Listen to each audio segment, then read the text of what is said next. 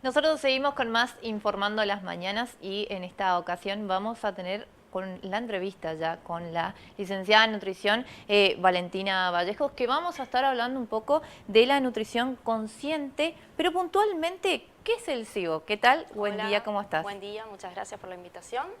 Bueno, hoy vamos a hablar de lo que es el SIBO en sí, y para hablar de lo que es el SIBO es muy importante tener en cuenta qué no es el SIBO, ¿no? Ok.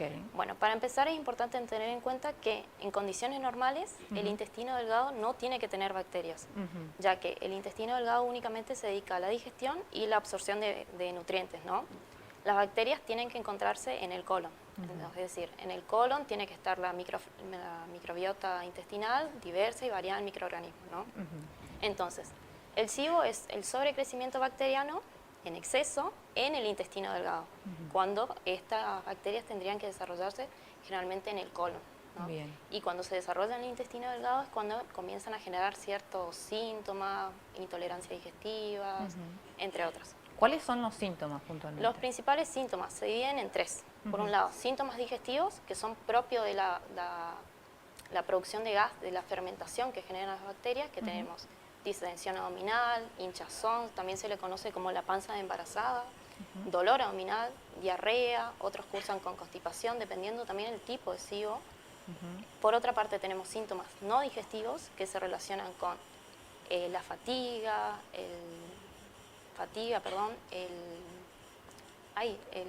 la niebla mental, Ajá. generalmente porque hay un déficit de nutrientes, sobre todo de anemia, déficit de hierro, de vitamina B12, de vitaminas liposolubles, A, D, K. Muchas veces puede cursar con pérdida de peso o pérdida de apetito, porque la persona va disminuyendo el consumo de alimentos por miedo a que empeoren los síntomas, ¿no? Claro, ¿hay alguna franja etaria en la que pueda padecer justamente esta enfermedad o en Generalmente no, general? puede aparecer en cualquier momento, en cualquier etapa de nuestra vida y se produce por una disbiosis intestinal. Eso es muy importante tener en cuenta y separar estos dos términos, SIBO y disbiosis. La disbiosis intestinal es una alteración en lo que es la composición y el funcionamiento normal de la microbiota, ¿no? Esto quiere decir que en condiciones normales la microbiota intestinal tiene que tener un predominio de bacterias beneficiosas. Esto quiere decir las que nos ayudan con la digestión, producen vitaminas y nos protegen contra patógenos. En un proceso de disbiosis, que generalmente se produce por presencia de enfermedades, la alimentación, el consumo de tabaco, el consumo de antibióticos, este equilibrio se altera, ¿no? Y hay un predominio de bacterias potencialmente perjudiciales para nuestra salud. Y es lo que puede llegar a generar a la larga, si no se trata a tiempo, lo que es SIBO y en peor instancia un aumento de la permeabilidad intestinal. Esto también es importante porque tenemos lo que es el intestino permeable. No sé si alguna vez escucharon. No, contanos de qué se trata. El intestino permeable hace referencia a cuando hay un agujero o en la mucosa intestinal. El intestino permeable es como la mucosa que recubre el intestino y que nos protege contra los organismos patógenos, ¿no? Esta barrera intestinal tendría que permitir el paso de nutrientes y de sustancias que sean digeribles del torrente sanguíneo, del intestino hacia el torrente sanguíneo. Cuando hay un aumento de la permeabilidad, esto quiere decir cuando no hay un buen funcionamiento, pasan además de los nutrientes y de las sustancias digeribles, toxinas, bacterias y se relaciona más lo que son las enfermedades autoinmunes, presencia de diabetes, celiaquía, alergias alimentarias. Por ejemplo, el COVID se comprobó que genera alteración en lo que es la microbiota intestinal, entre otras, ¿sí? Bueno, una vez detectado ya el SIBO, justamente, ¿cómo sigue el tratamiento? Bien, con respecto al diagnóstico, uno de los más utilizados es la prueba de aliento con lactulosa, donde se mide la cantidad de gases que son exhalados, específicamente de metano e hidrógeno, que son los gases que fermentan en el intestino, ¿no? Esto lo realiza un médico gastroenterólogo, pero una vez que está comprobado el diagnóstico y que llega a la consulta nutricional, se trabaja con una alimentación antiinflamatoria. El principal objetivo es aliviar los síntomas del paciente porque tiene diarrea, tiene constipación, le duele. Entonces, primero que nada, aliviar los síntomas y se trabaja con alimentos, evitando aquellos alimentos que generen fermentación. ¿Cómo Hoy en cuáles? día, los coles, exacto. Hoy en día hay distintos regímenes dietoterápicos.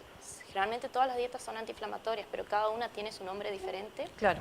La que está comprobada científicamente que tiene efecto y que tiene, digamos, el aval es la dieta FODMAPs, no sé si la conocen o no, que por sus siglas es alimentos, tiene que ser baja en FODMAPs, alimentos fermentables, oligosacáridos, monosacáridos, disacáridos y alcoholes. Esto quiere decir carbohidratos que fermentan en el intestino delgado. Por un lado, tratamos de evitar aquellos alimentos como, por ejemplo, dentro de los polialcoholes, ciertos edulcorantes artificiales, como por ejemplo, todos los que terminan en tol, sorbitol, manitol, citol. Aquellos alimentos que generen gases ya de por sí, como las legumbres, poroto, lentejas, garbanzo. Se disminuyen aquellas frutas y verduras que también generen gases, pero esto depende de cada paciente, porque no todos los pacientes Claro. tienen el mismo síntoma, pero en general las crucíferas, las verduras crucíferas, esto quiere decir los coles, el repollo, brócoli, coliflor, entre otros. Y bueno, se trabaja con aquellos alimentos que no generen síntomas. Carnes, por ejemplo, carne de pollo, huevo, frutas y verduras que no generen fermentación, que generalmente tenemos la banana, la mandarina, la naranja. Dentro de los vegetales, generalmente los que son solubles, de fácil digestión, zanahoria, zapallo, zapallito, se trabaja mucho con la pulpa. Y condimentos, más que nada. Se trata de evitar aquellos que generen gases, como el ajo, la cebolla, y se trabaja con alimentos que sean antiinflamatorios. Condimentos antiinflamatorios como la cúrcuma, el tomillo, el jengibre, entre otros, ¿no? Y bueno, con respecto a la dieta FODMAPs, es importante tener en cuenta que es temporal. No es una dieta que dura toda la vida, sino que tiene dos fases.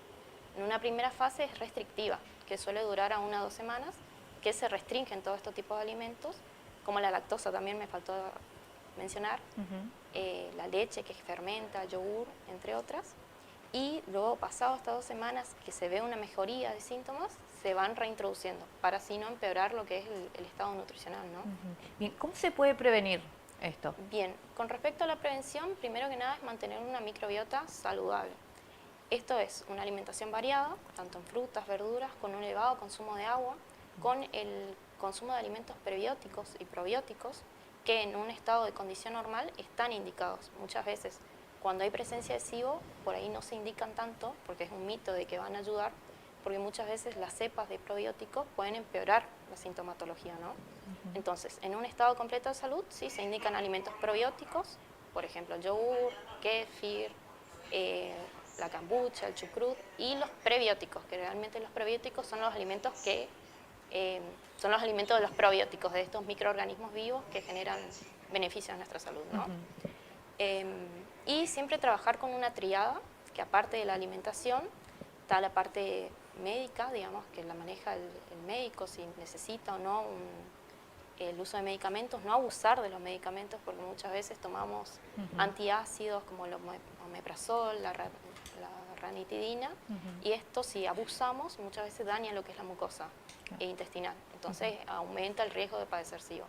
Y por otra parte, controlar lo que es el factor estrés, ya sea con la parte psicológica, actividad física, porque hoy en día se comprobó que el intestino está estrechamente relacionado con el cerebro, por un eje intestino-cerebro que está unido por el nervio vago. Entonces muchas veces, siempre que terminamos canalizando ansiedad, tristeza a nivel intestinal, con algún síntoma intestinal sí o sí termina. Entonces aprender a manejar estas situaciones, ¿no? Y bueno, el control de hormonas también. Muchas veces cuando estamos estresados se libera el cortisol disminuye lo que son los jugos gástricos, y al no haber jugos gástricos o enzimas que digieran estas bacterias, es probable que haya una traslocación, es decir, que las bacterias que están en el colon vuelvan al intestino y se repita toda esta situación, ¿no? Bien, ¿y esto es una pregunta recurrente en el consultorio? Sí, hoy en día se ven en aumento los casos de SIBO, no por ahí diagnosticados, sino por me enteré que mi vecina tiene SIBO, entonces yo quiero saber si tengo SIBO. Entonces lo ideal siempre es diferenciar que no sea SIBO, porque pueden ser otras patologías, pueden ser una celiaquía, puede ser una intolerancia al gluten, síndrome de intestino corto. Entonces, muchas veces no alarmarnos por tener ciertos síntomas, Pero sí, hoy en día es un caso que se ve en aumento y gracias a Dios como ahora podemos diferenciar los diagnósticos, porque antes se trataba un SIBO a lo que era un síndrome de intestino irritable y la persona seguía con los mismos síntomas. Entonces, algo bueno, digamos, de la parte de la nutrición. Claro, y es por esto que justamente se trató este tema en el Congreso de Exacto, Nutrición. el primer Congreso Regional de Nutrición que lo organizó el Colegio de Nutricionistas a cargo de la presidenta Florencia Córdoba, la licenciada. Que fue muy productiva, digamos, se habló de esta temática, se hablaron temáticas relacionadas, por ejemplo, al TCA, es decir, trastorno de la conducta alimentaria, al TEA, trastorno de espectro autista, y cómo se relaciona con la alimentación, además de la nutrición deportiva, entre otras, ¿no? ¿Se puede decir que ya la gente en general se habituó a esta nutrición consciente o hay más información? Hay más información, pero hay que ver que sea correcta la información. Yo hoy en día lo que veo es que las redes por ahí difunden información. TikTok más que nada es mi principal enemigo, porque muchas veces en la consulta me dicen, en TikTok me salió tal cosa que...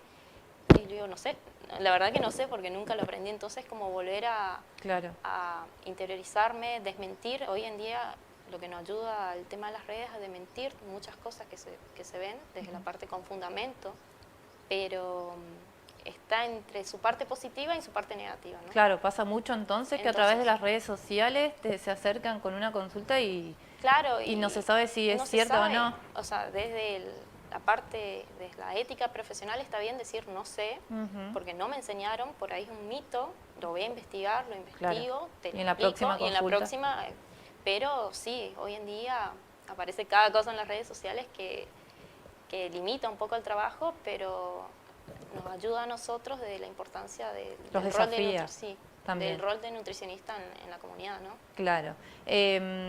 Bueno, sobre todo es importante resaltar que ante cualquier duda asistir a cualquier profesional también. Cualquier profesional, ya sea gastroenterólogo, nutricionista, pero siempre cuando hay un síntoma, ya un malestar, esto no es normal, digamos. Tenemos que tener una microbiota saludable, un tránsito intestinal normal. Así que, bueno, ante cualquier duda se pueden comunicar conmigo a mi Instagram, Nutri Vallejo Valentina, o a mi número de teléfono para cualquier consulta en general. Perfecto, muchas gracias. Muchas gracias a ustedes.